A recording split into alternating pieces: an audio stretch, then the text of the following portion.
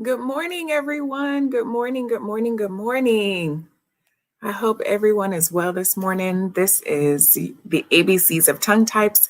And this morning we are talking about the stubborn tongue, how we communicate with the stubborn tongue.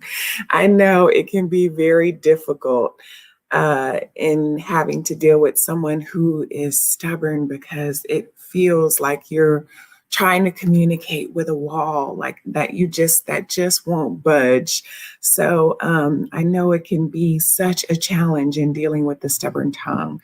And if you are the stubborn tongue, then maybe you'll learn some things or to help other people approach you in better ways so that you can be more responsive to the things that they ask. People are stubborn for so many different reasons. We can't always say why people are stubborn, but they just are. And so we have to learn how to communicate with them. We have to learn how to make headway with the stubborn tongue. So because if we are not careful, we can allow ourselves to get out of our own character when we're dealing with them. So we can get frustrated, we can get angry, we can begin to say things and do things that we would not normally do. So we have to be careful how we deal with the stubborn tongue, okay? How we approach the stubborn tongue. I'm going to wait just a few minutes, see if anyone pops in. Let's see. I hope everyone is doing well this morning. I'm doing pretty good. It is Wednesday. So here, right now, today, if you're watching the replay, it may be another day. But today is Wednesday here. So hump day, halfway through the week. And it has already been somewhat of a busy one for me. All right, so I'll go ahead and get started. So one of the things that you want to think about that you have to do when you're dealing with a stubborn tongue is get your mind ready. You have to get your mind ready. Good morning, Destiny Awaits Me. How are you? Good to see you this morning. Welcome in. I'm glad you're here. You're listening while at work. Good. You're at work very early. So I appreciate you being here. Thank you. We're talking about the stubborn tongue today. And I don't know if you've ever had to deal with the stubborn tongue, but we're going to talk about a couple of ways that you can make a little bit of headway, hopefully, with the stubborn tongue. When I think about the person who is the stubborn tongue, I think about how I used to feel when I was a kid, when I wanted to ask my parents something that I knew they very likely would say no to, or probably would not give me the answer that I wanted or feel the same way that I felt about it. So I often prepared. I got myself ready mentally, and I prepared myself. I prepared my speech. I prepared what I was going to say and how I was going to approach them. I thought about what was the best time that they were typically, in a good mood or in a lighthearted mood. Those were the things that I thought about when I was, thinking about asking my parents something that I knew that they likely would say no to. That's the same kind of mentality that we sort of have to take with the stubborn tongue, that same kind of approach, paying attention to our words, how we approach them, what exactly we say, our tone, the timing, all of that. We have to use everything we can, all of our resources to try to deal with the stubborn tongue. So the first thing I would do is put myself in their shoes, right? Try to. First thing you want to do is put yourself in the other person's shoes. We have to take the receiver into consideration. When you're dealing with that stubborn tongue, we have to realize we make a lot of assumptions that people feel the same way that we feel about a subject matter. They think the way that we think, and they don't. They just don't. Things that matter to us don't necessarily matter to others the way that it matters to us, or on the same level that things matter to us. And so often we approach the person who we're talking to with that assumption that they would care about this matter or this issue as much as we do. And then when they don't, or when they say no to us, we're confused. We're like, huh? What do you mean? Can't you see how important this is?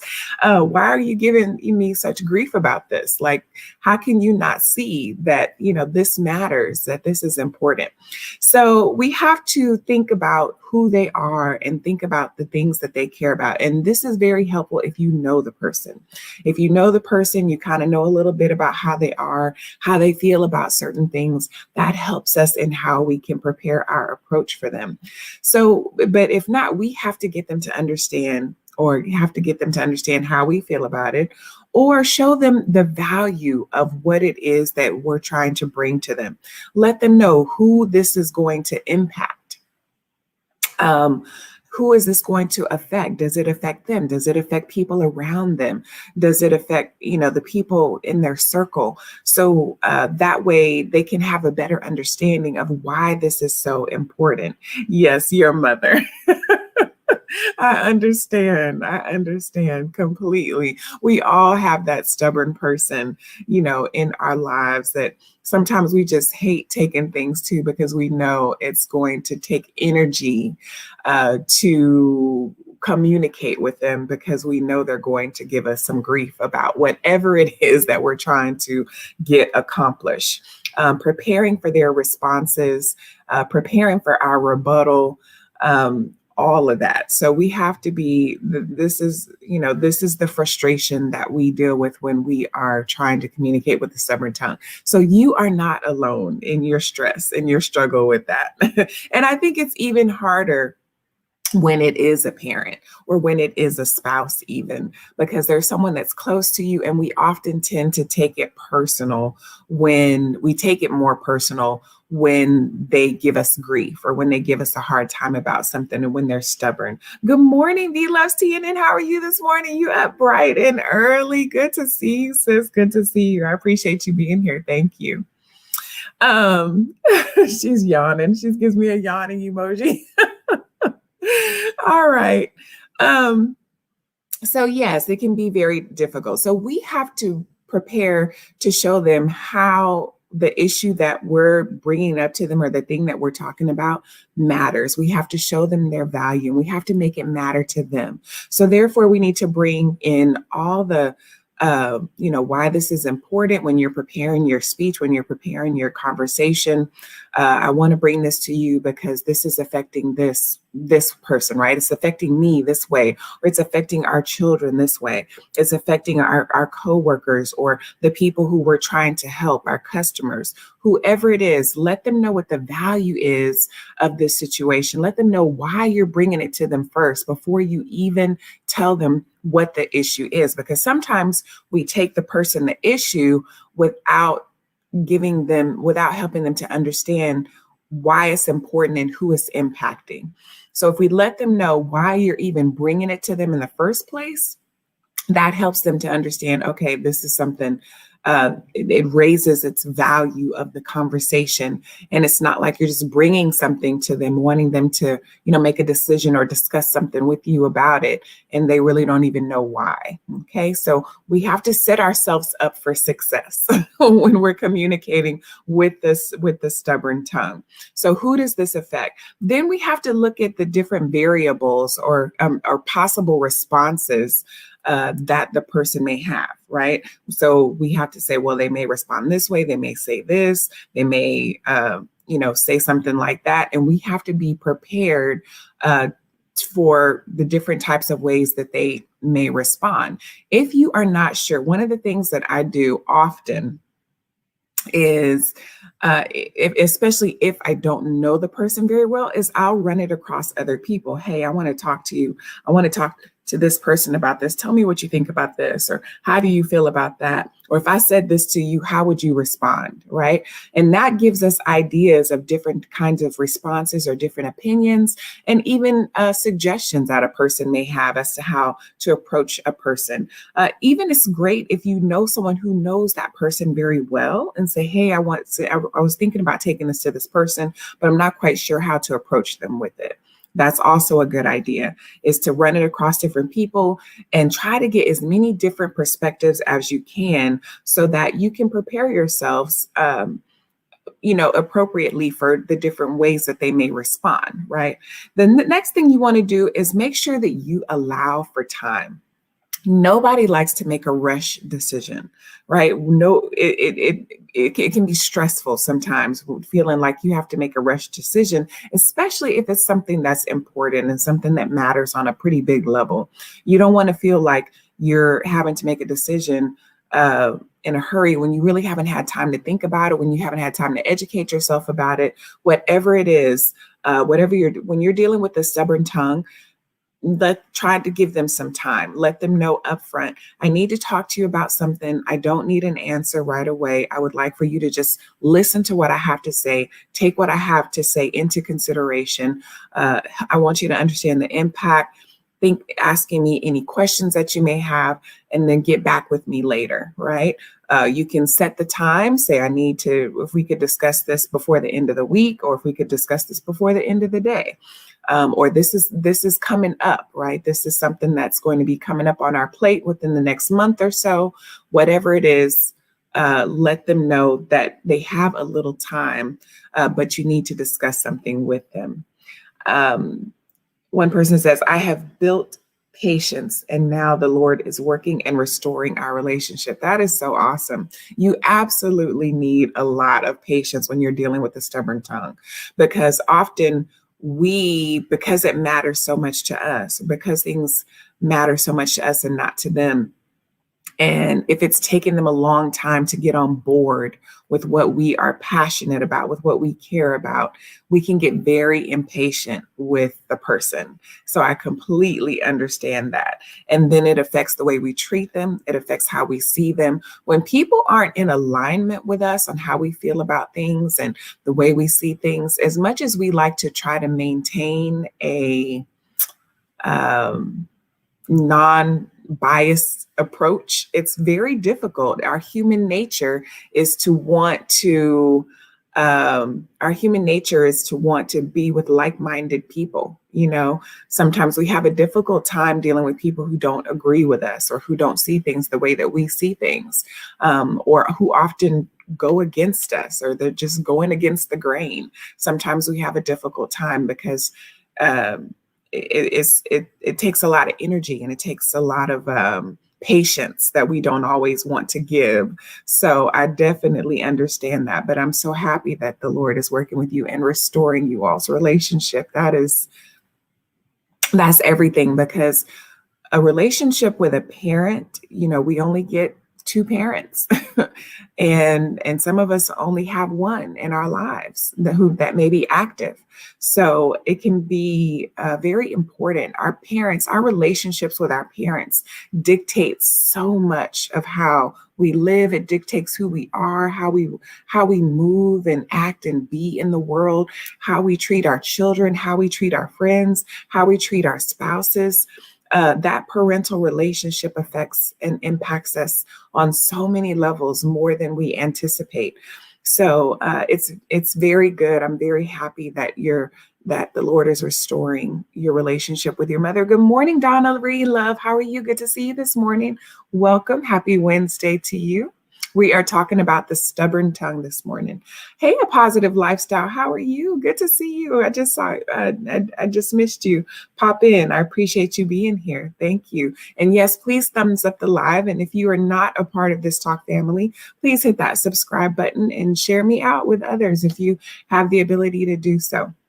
All right. So we want to make sure that we allow for time, because it always helps when we give people time to understand, to prepare themselves, to take in what we're saying, to process that information, because sometimes we're laying something on them that they have no idea was an issue.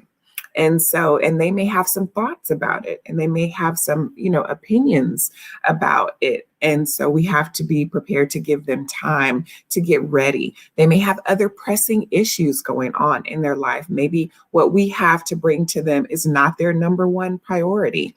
And sometimes we approach people in a way that hey, drop everything you're doing. This is important. I need you to address this with me. And that's not always the case for them. They may have something going on with them personally. They may have something going on in their life, or something going on around them that is way more important, but we don't know that. So we assume that because our issue is important to us, we bring it to them, and we want them to drop everything they're doing and make it their priority as well. And then we meet that stubborn tongue. We meet that pushback tongue where they're like, no, I don't have time for this right now. I don't have the energy for this right now, right? That's the kind of stuff that we receive. Thank you for sharing me out. I appreciate that so much, Destiny. So allow for time, and just know that they may not even be knowledgeable on the issue yet. So that's another thing we have to be willing to do with the stubborn tongue, is educate them on what the subject matter is. If it's something that they're unfamiliar with, we also make the assumption a lot of times that they know what we're talking about, that they're in full knowledge and understanding of the issue that we're bringing to them, and they may not be. Even if it's with our family, even if it's with our children, we think that our spouse may know what's going on with the kids, and they don't. We want them to make a decision. We want them to talk with us about a situation, and they may not even know what's going on. We may want to talk to them about a health issue, and maybe they're not even familiar with what the type of health issue that it is, or what's all involved with that. All kinds of things. So we make a lot of assumptions sometimes that people know and are fully educated on what it is that we need to speak with them about, and they may not be. So something that I often do with them is I ask questions and try to, adjust my conversation with them based on their knowledge. So I'll ask them, can I share something with you? What have you learned about this? Or do you know anything about this subject matter? I want to talk with you about this. Were you aware that this was going on? Or has anyone talked with you about this before? Those are typical words that I would say. Good morning, East Media. How are you? Good to see you. Welcome in this morning. So I may say something like, has anyone talked with you about this? Are you aware of this issue? Did you realize, did you have any understanding who this was impacting, or how this was impacting our life or my life or our relationship? Whatever it is, I try to get some understanding about where they are on their knowledge with it, because sometimes we also approach people and we're already may even be upset about an issue, and they had no idea that the issue was even going on. And so we're approaching them in a way that can sometimes be aggressive or strong or overbearing, and they can be fully unaware of what it is that's going on. Or even if they may have some idea, they may not have full understanding.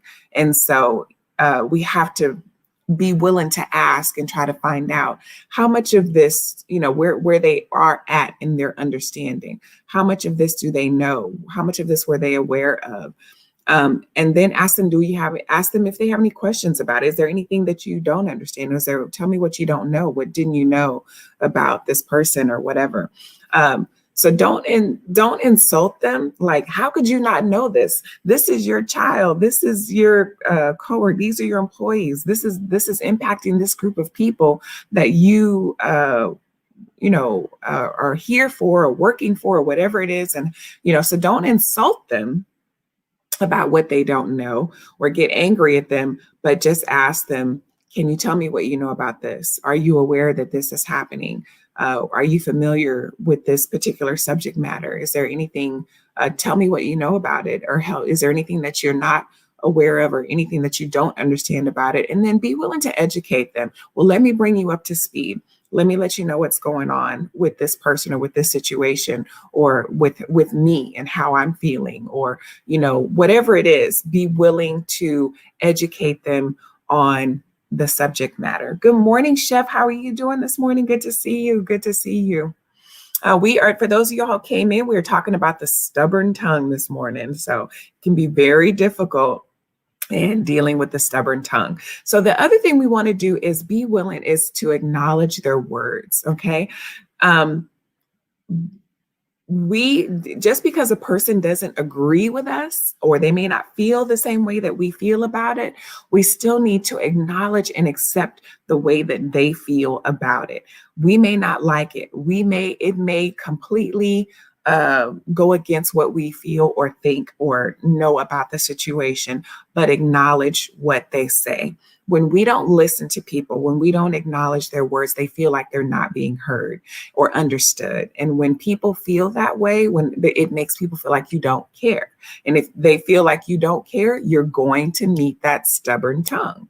So be willing to acknowledge their words. Let them know that you care about what they say, think, or feel, especially if it is different than yours, how you think and feel. So let them know, if I'm understanding you correctly, you feel this way, or you were aware of this, or this is what you understood about that. This is what your concerns are, all of that. Let them just repeat what you heard them say the way you understand. Am I understanding you correctly? Do I have that right? Or correct me if I'm wrong, but this is what I'm getting from you. Okay, correct me if I'm wrong. So that's something else that we can say.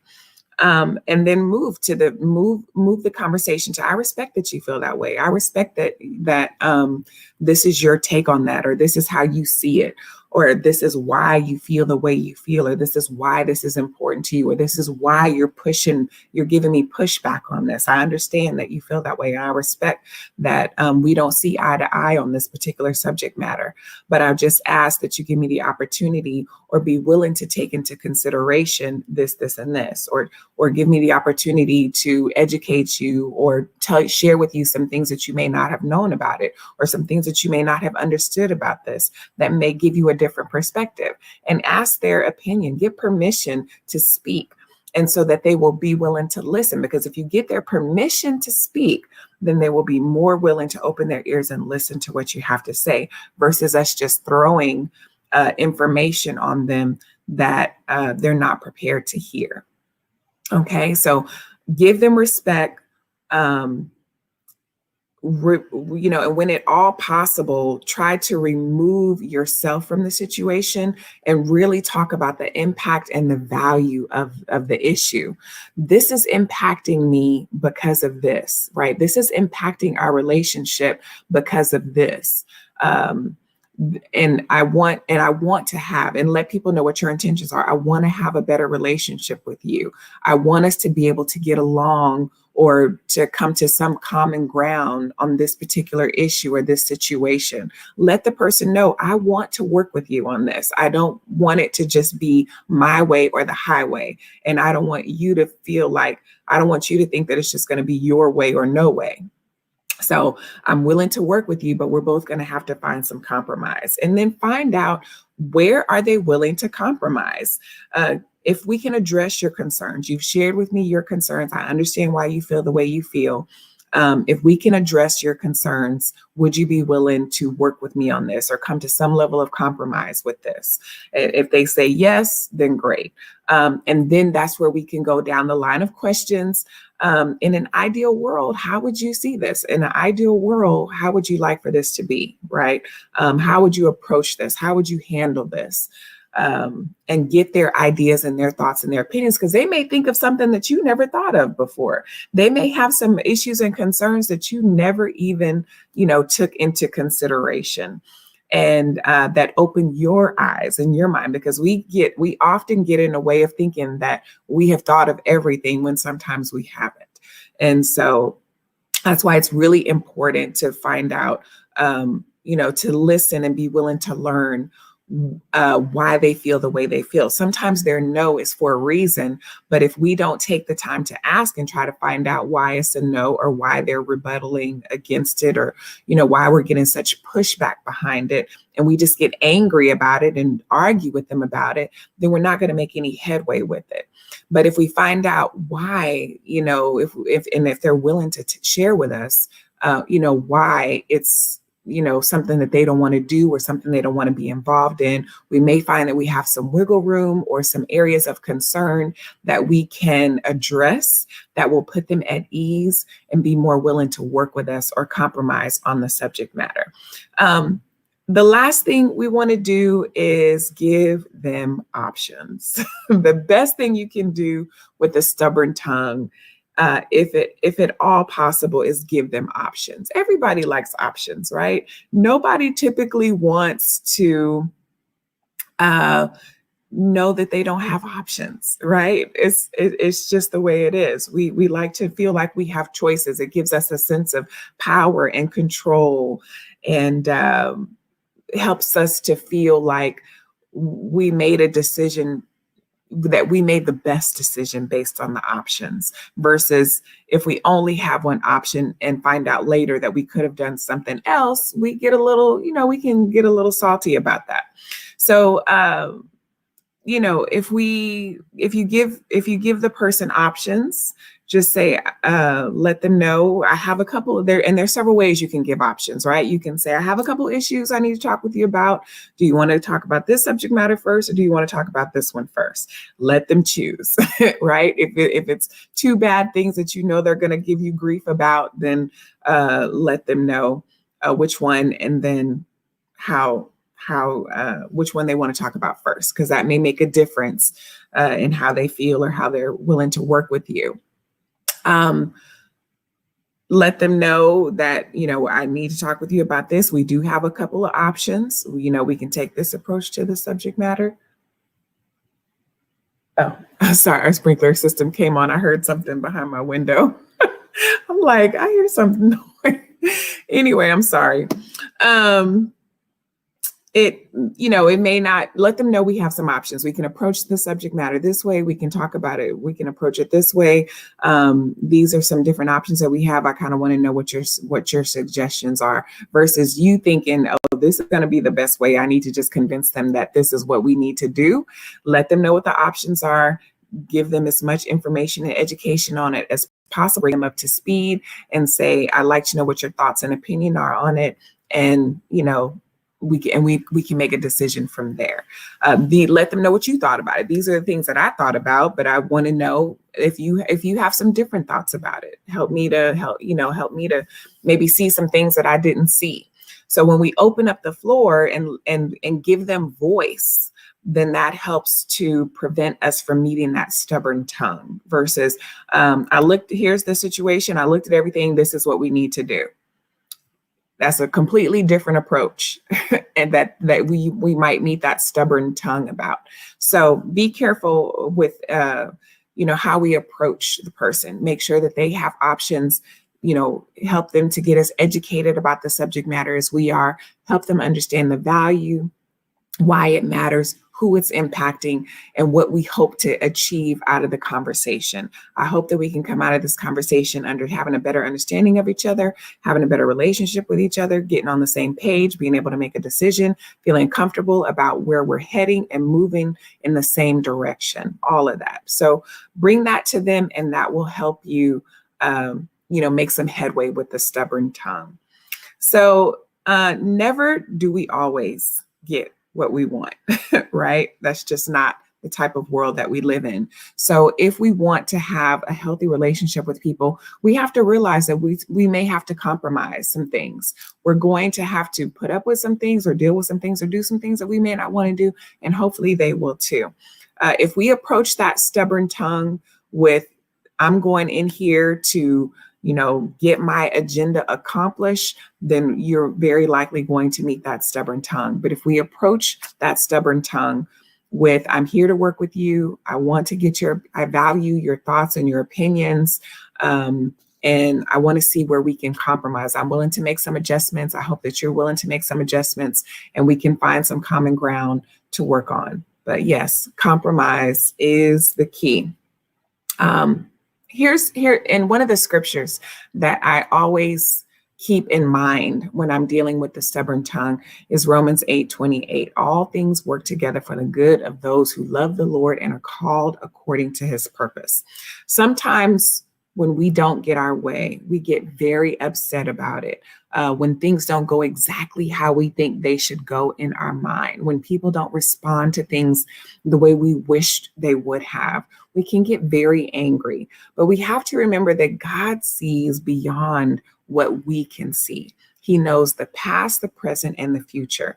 And nothing happens that God doesn't allow to happen. So even if things don't go exactly the way that we thought they should go, give room and trust God to move in the situation, because often he can turn a situation around and make it 10 times better than what we ever would have imagined.